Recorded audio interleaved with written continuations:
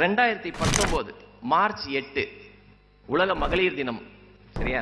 இந்த அம்மா என்ன பண்ணாங்க, நடுவில் எல்லா இடத்துலையும் அவார்டு, கிட்டத்தட்ட ஒரு 75-80 அவார்டு வாங்கிட்டாங்க.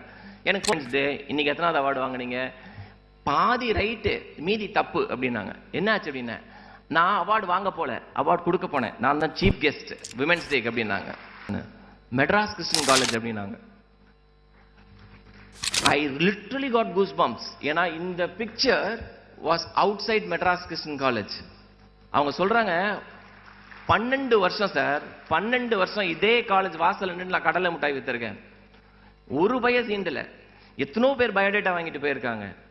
ஆனா இன்னைக்கு அதே காலேஜ்ல சீஃப் கெஸ்டா போய் இன்னைக்கு 11 பேருக்கு நான் அவார்டு கொடுத்துருக்கேன்னா அதுதான் சார் டிரான்ஸ்ஃபர்மேஷன் அப்படின்னாங்க. மாற்றத்துக்கான உண்மையான மீனிங் எனக்கு அன்னைக்கு தான் புரிஞ்சுது.